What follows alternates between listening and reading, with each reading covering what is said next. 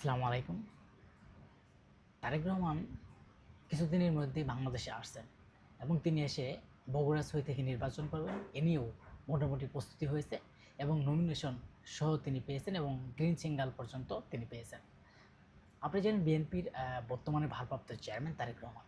তাকে নিয়ে নানা ধরনের মানুষের যে একটা বিভেদ সৃষ্টি হয়েছে এবং অনেক মানুষ অনেক কথা বলছেন যে আওয়ামী লীগের সময় তিনি দেশ থেকে অনেক দূরে ছিলেন, কিন্তু এই তত্ত্বাবধায়ক সরকার যে বর্তমানে আওয়ামী লীগ দেশ ছেড়ে পালিয়েছেন এবং এ সময় সারা বাংলাদেশের মানুষ বা বিভিন্ন মানুষ যারা বিদেশে থাকতো বা বিভিন্ন পালিয়ে থাকতো তারা বাংলাদেশে চলে আসছে এবং তারা বাংলাদেশে বসবাস করতেছে, চলতেছে, রাজনীতি করতেছে।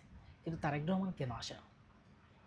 এ নিয়েও কিন্তু মানুষের মনের মধ্যে একটা প্রশ্ন আছে এবং বিশেষ করে যারা বিএনপি করেন এবং অন্যান্য দল বা অন্যান্য লোকেরা আছেন তারা কিন্তু অবশ্যই বলতেছে যে বিএনপি ভারপ্রাপ্ত চেয়ারম্যান তারেক রহমান বাংলাদেশে আসবেন না।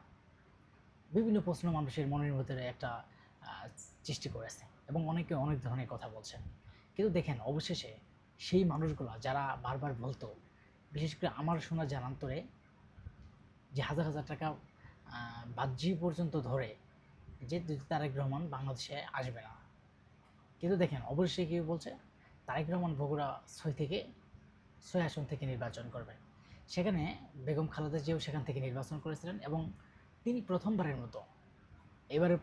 মতো এমপি নির্বাচন করেন এবং বগুড়া ৬ থেকে। আসলেই তারেক রহমানের যে এই ভালোবাসা এই বাংলাদেশে এবং বর্তমানে কিন্তু এই বগুড়ার ৬ আসনে তাদের কপাল খুলতে যাচ্ছে, এক কথায় বলা যায়। কিন্তু নির্বাচনীয় যে তারেক রহমানের নির্বাচনের ময়দানে কিন্তু বগুড়া থেকে কিন্তু আমেজ শুরু হয়ে গেছে এবং নির্বাচনে সেখানে প্রচারণা এবং হয়ে গেছে তিনি বগুড়া থেকে ৬ আসন থেকে নির্বাচন করবেন।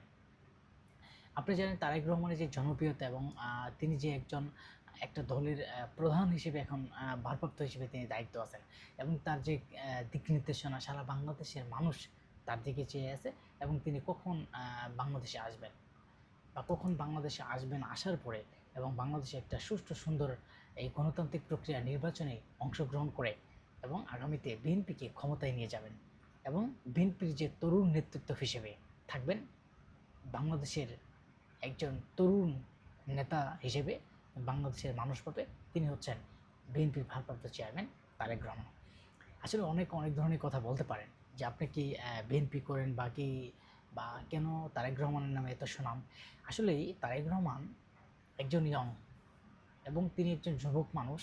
সেই যুবক কিন্তু আরেকজন যুবকের কথা বোঝে এবং বাংলাদেশের যে মানুষের মনের ভিতরে, মনের হৃদয়ের যে কথা বা মানুষের যে ভালোবাসা, সেই ভালোবাসা কিন্তু আমরা একটা বিষয় দেখেছি, সেটাও কিন্তু তারেক রহমানের ভেতরেই কিন্তু দেখা যায়। কিন্তু তারেক রহমান বাংলাদেশের জন্য একজন আদর্শ নেতা হিসেবে তিনি পরিচিত লাভ করেছেন এবং তিনি জানেন তিনি যে বক্তব্যগুলো দেন এবং বিবিসিতে সাক্ষাৎ এবং বিভিন্ন রাজনৈতিক নেতৃত্বে যে সাক্ষাৎ, তার সাক্ষাতেই মনে করে দেয় তিনি বাংলাদেশের একজন প্রধানমন্ত্রী হিসাবে দায়িত্ব পেলে এবং সুন্দরভাবে এই দেশকে পরিচালনা করতে পারবেন।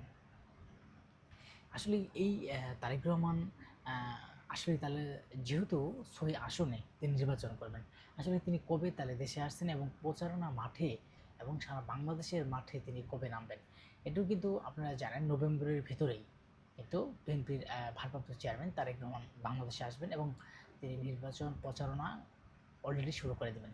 অলরেডি তারা যারা নেতাকর্মী আছেন সেখানে ৬ আসন থেকে বিভিন্ন নেতাকর্মী যারা আছেন তারা কিন্তু অলরেডি মাঠে নির্বাচনী প্রচারণা শুরু করে দিয়েছে।